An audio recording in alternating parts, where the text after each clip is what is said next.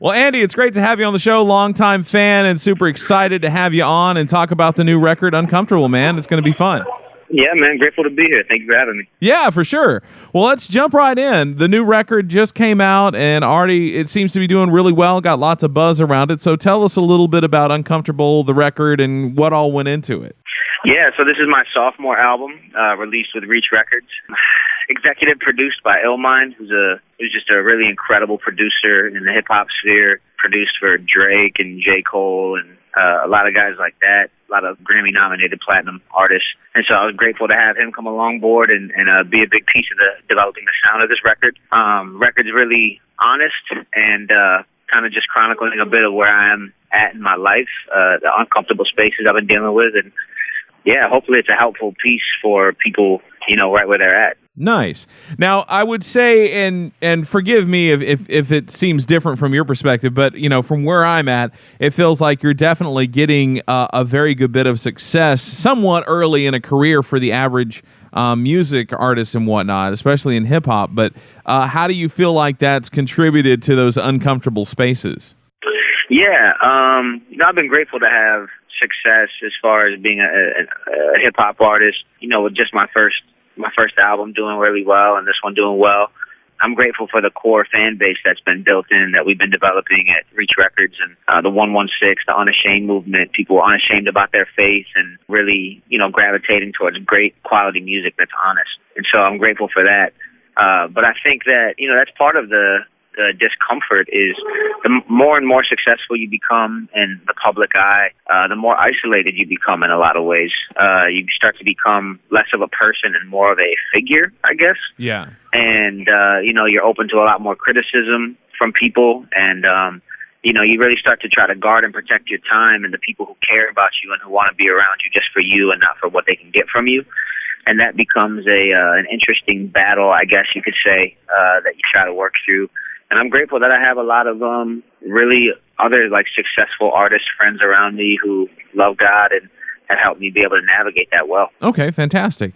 Now, is there anything on the new record that you think fans of Heroes for Sale or Neverland will find surprising? Yeah, I actually think that this album is completely different from Neverland and Heroes for Sale. I think those albums might have hinted towards a project like this one, but this one is very different by and large. I think people will be surprised. A lot has changed in my personal life. I got married, just grown and matured as a person. So a lot of perspective and conversations and, almost controversial topics in some ways are going to be brought up on this project that haven't in the past. I think that's a natural progression as me as a human and as an artist, just growing and evolving and changing. And, I'm bringing that to the table. So it's obviously going to be a different piece of art lyrically, but also from a music perspective. I didn't want to do the same things that I had done on the other two projects. I wanted to do something new and refreshing and something that was going to challenge me creatively. And that's what I did on this project. So it's definitely different, but it's a good different. Okay, fantastic. Well, and maybe a little bit more specific, how would you say it's different, at least stylistically, from the past two records? Or at least from the EP and the last full length? Yeah, stylistically, the last few records have had a lot of Southern influence. Okay. A lot of Southern influence, and then you'd hear some of my New York influence break through. But this record is a lot more New York. It has a lot more live instrumentation. Almost every record has a standout instrument that really kind of makes the track. So there's a lot more instrumentation, a lot more musicality on this record, and a lot more, I guess you would say, jazz influences and storyline. I guess this is the first cohesive body of work that I've really made. Every other project has felt a bit like a playlist because I'm so eclectic. I like so many different styles. Yeah. On Heroes for Sale, a dance record, and then I would have Where the Wild Things Are, which had guitars from Under Oath, right. And those guys and screaming on that record. So you heard me playing with different sounds early on in my career, trying to figure out which direction I want to go. And I think this record, Uncomfortable, is finally a step in a direction saying, all right, this is more of my sound. You hear me discovering myself as a creative. Cool. Fantastic.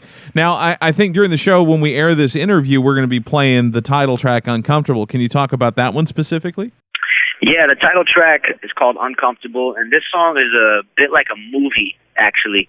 Okay. there's no kind of really repeating parts of this song. It's just kind of broken up into sections. You know, as I was creating this album, I wanted to break format a bit, you know, not just for the sake of breaking format of the songs, you know, verse, chorus, but I wanted to stay true to where my inspiration led me during the creative process of the record. So, you know, a lot of guys I like listening to, like the Pink Floyds and stuff like that, you'll hear records or like Stairway to Heaven. You know, it's a 7-minute song broken up in all kinds of different sections and parts. But the radio has taken it and condensed it down to a 2.5, 3-minute song, which Right. isn't a true depiction of that record. And so I think that's kind of become some of the format I've taken, is saying, you know what, I'm not going to create records just to fit on radio. I'm going to create records that I am enjoying creatively and let them have sections and parts and evolve and change and have every part of that song be different. So this record, Uncomfortable, you know, you'll hear it ebb and flow and grow and fall all throughout, and it's a very interesting piece of art. Very nice. Very cool. Now, is there a specific song on the record that really stands out for you as just a favorite and one that or maybe one you're looking forward to playing live the most? Yeah, I'm really looking forward to playing Rat Race live. That's off the record featuring John Bellion, who's an incredible artist, signed to Capitol. I think he's having a really big year next year. I'm also really interested in playing Uptown, which is a personal favorite from the album, which kind of chronicles some of my story living in Uptown, Washington Heights, and has a lot of musical changes in it as well.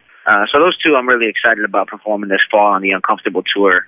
We're hitting about 30 cities, and I'm excited about that. Very nice. Now, of course, I'm sure that those will end up being big hits with fans as well. But recently, one of the tracks off of Neverland, You Can't Stop Me, seemed to really strike a chord with Major League Baseball fans. Was that pretty exciting to get like the favorite walk-on song for that? Yeah, it was. I mean, that song just seems to continue to garner success and new fans. I think that the sound of that record is just really universal, and I think the message is something that people can connect with so heavily that, you know, the song just continues to do well. So Major League Baseball picked it as the best walk-up song of the year, and that's exciting to have any sport, you know, at large recognize a record that you've created as being an important part of the game. And, you know, I grew up playing baseball and loving baseball, so that's always, you know, it's an MLB. Cool. Sweet deal. Well, I'm glad that's getting that attention. That's one of the few songs that I can honestly say I came very, very close to blowing out my voice screaming along to in the car. So, yeah, that one's a favorite of mine. So I really dig on that track every time, man. That one never gets old for me. I could listen to that on repeat all day, and I don't know what it is about it specifically to put my finger on, but it just always gets me going. It kind of inspires me, and it hypes me up at the same time. So I'm all about that. There we go. Nice. Now, going into the release of this and the past couple of records, you've kind of started a tradition called Saturday Morning Cartoons. Can you explain for people who are maybe new fans who haven't checked this out yet what that is? Yeah, so basically Saturday Morning Cartoons is a webisode series that I do before every project drops. And every Saturday morning at 10 a.m., you go to andymineo.com, which is, you know, my homepage and my website, and we release a new episode there every Saturday morning leading up to the release of the album. So the fourth and final episode just came out this Saturday. This is season 3. And so Saturday Morning Cartoons is totally retired now, but fear not, because all of the episodes are on YouTube, and you can go watch them. So it's just really a piece that chronicles my creative process in making the album and tells a bit of my story along the way. And they're always fun because there's lots of jokes. And you know, I always got the camera rolling and a GoPro on me, so I'm always catching interesting stuff. Definitely go and watch that, and I think you'll be inspired and learn a little bit more about who I am as an artist, a creative, and what I believe. Nice. Now, one of the good/bad things, I guess, about having a camera around at all times is it never lies and it never shows you anything that didn't happen. Has there been any instance when you've looked back on stuff from that was recorded and go, wow, I totally don't remember that? Absolutely. In the second week of Saturday Morning Cartoons for this season, I actually gave a whole bunch of DVD tapes to the editor that were tapes from when I was in high school. Okay. And so he ended up going through all the DVD tapes and finding tons of footage, embarrassing and funny footage of me in high school. And we put that all throughout the episode 2. So if you go back and watch that, you'll get to see all kinds of funny moments. And you really just get to see some of my journey, you know, chronicled more, that I've been rapping for, you know, over 10 years. And I might seem like a new artist to some people, but my journey has been a long story, and it's a very interesting one to watch. Very nice, very nice. Now, with that being the case, with you have been doing this for so long, but kind of getting recognition over probably, I guess, maybe the span of the last 5 or 6 years or so. How do you feel like the you 10 years ago would feel about where you're at now? Man, I think I would be very proud of myself. I'm doing everything I wanted to do. My hobby became my job, and I can't complain about it. Since I was 15, I said to myself, I want to make music. I want to do this for a profession, and to see my dreams come to life. That's what more can you ask for in life but to do what you love every day? And I'm blessed enough to do that and help others do that too. And so, I couldn't ask for more, honestly. Nice. Fantastic.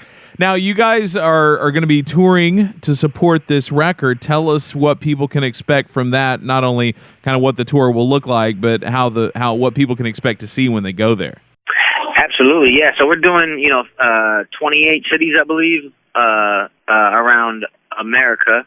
And, AndyMineo.com has all the ticket information if you want to catch us. But it's me, Spazzy Rocket, and Propaganda. We're going out. We're putting on a very interesting and unique show. I have Propaganda, who is three of you guys together, because those are three very different styles of hip hop that are all kind of being in the same room. That's great. And that's a bit of who I am. I'm very eclectic, and I enjoy all different kinds of styles of music. I don't really believe that there's different genres. I just think there's two genres of music: good music and bad music. And I like to have good music on the road, and so I think people can appreciate good music no matter what you're into. So, we're bringing out those guys, and I had Propaganda, who's a very talented poet and rapper. He's actually going to be narrating the night, meaning he's going to be having interjections and helping tell the story. Also, because this is my first headline tour, I'm getting a lot of opportunity to create and design the set along with some really talented people and create an experience that is more than just a rap concert, but it's really a story, and it's really a unique setup for the night. I don't want to spoil it. I want people to come out and see it. But we got to design this set, and I really think it's stunning. And there's a lot of creativity and simplicity, actually, behind it. But it's very exciting, and I can't wait to get on the road and tour it starting October 1st. Excellent. Now, one of the things as a hip-hop artist that I know is always an ever-present opportunity is a chance to do guest verses on other people's projects. Do you have anything coming up in that vein that you can tell us about? Honestly, I've turned down almost every guest feature that has been offered me this last year. And a lot of it's because a lot of the artists that I wanted to work with, I already did work with. Yeah. And at the same time, I was working on my album, and I was putting a lot of focus and attention, effort, and energy there, and didn't really have the time to pull away from this project. So now that I'm free again from this album, that's definitely on my radar to get back in the studio and create with more people and continue to put out fresh content. Do you feel like you are led more to do guest spots, depending on obviously what comes up, but do you feel like you're more drawn to do guest verses with mainstream artists or Christian hip-hop artists, or does it matter to you at this point? Really, it's where the inspiration is, right? And does it make sense for me, in the sense that I want to go where there's great music and where there's talent and inspiration. I don't ever want to lose that side of when it comes to creating or being a creative for a living. That's the tension that most artists face, is that you use your art and what's fun and supposed to be pure and inspiration, and it starts to become a business. And I don't ever want my creativity or art to just be about the business or about the politics. I want it to be about purity and excitement in the creative process. So if I feel like I'm not inspired by a different artist, I'm not going to do it for the paycheck, and that's why I don't charge money for features. I only do features with people that I like.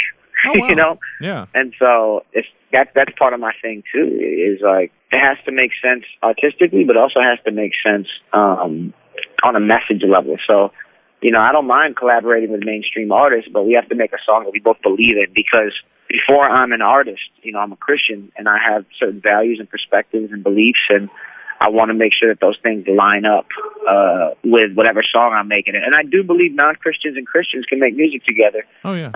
And I think they can make beautiful things. But it's just, I'm not going to make a song about going to the strip club. I just don't believe in that stuff. You know what I mean? So it just has to make sense. Yeah, I hear you, man. I hear you. You talked about, being a Christian first, which is obviously huge and is one of those things that is so easy to let slip away when you have as many opportunities as I'm sure you have these days. Do you feel like it's an interesting time to try to put being a Christian first? I mean, we're going into an election year and just lots of stuff going on, and it just feels like more than ever, there is a way to let your faith slip in more than one way. Because I think there are some people who kind of capitalize on the name of Christ for personal gains, and then there are other people who, I don't know. I think that they use their Christianity as an excuse to hate people, and I was hearing a little bit of that coming from you on Uncomfortable, talking about I don't think Christ acts like that. Does that seem like something that you're noticing more and more of? Yeah, I think it's becoming more and more difficult to in such a critical world to have an honest representation of what it means to be an authentic Bible-reading, Jesus-following Christian in our culture. I think there's lots of reasons for that. One is that 90% of America would relate with saying that they're Christians, which is obviously not true. So there's a lot of people who identify with Christianity, and that's usually from family ties or, my grandparents are Christian, so I guess they think it's like almost like like bloodline or something, like you're just born that way. Yeah. But we know that that's not true, that those are, to be a Christian means you're actively following Jesus.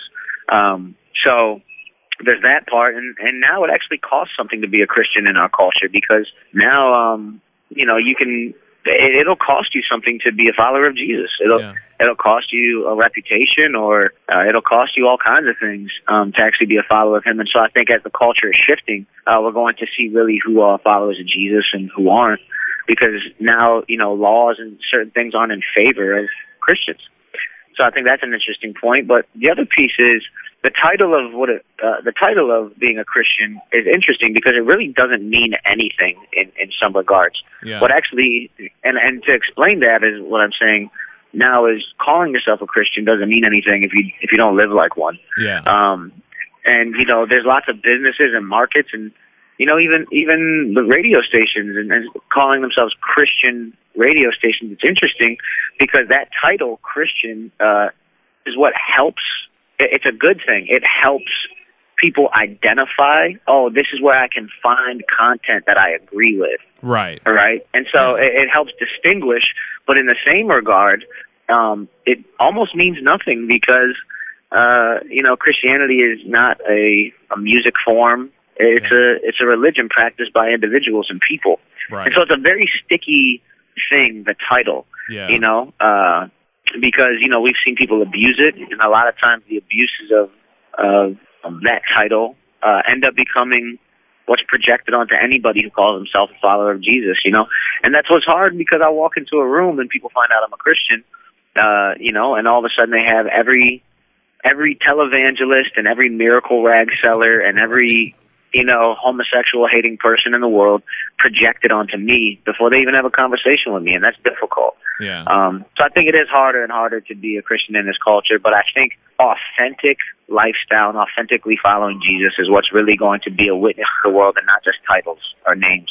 Yeah, and it was interesting. I was talking with somebody the other day, and there was never an opening for me to say this, but it was kind of the same idea of it's like, well, the title gets so sticky, and I think the point that the guy I was talking to was trying to make was that you have to come right out and say it. You can't assume anything. I mean, you have to be so upfront with it. And I was like, I just want to say, yes, I get what you're saying, and I don't necessarily disagree with you, but if you're doing it right, they're going to notice something's different, and you shouldn't necessarily have to say anything, because if you are living like Christ wasn't a Christian. I mean, he was the first, he was the originator, he was patient zero for Christianity. So I mean, that label hadn't been invented yet, but people knew there was something different about him, and he didn't have to say it necessarily to everybody, because he was doing the things that were different from the rest of culture. And I think that that's that's where the true challenge is to do that.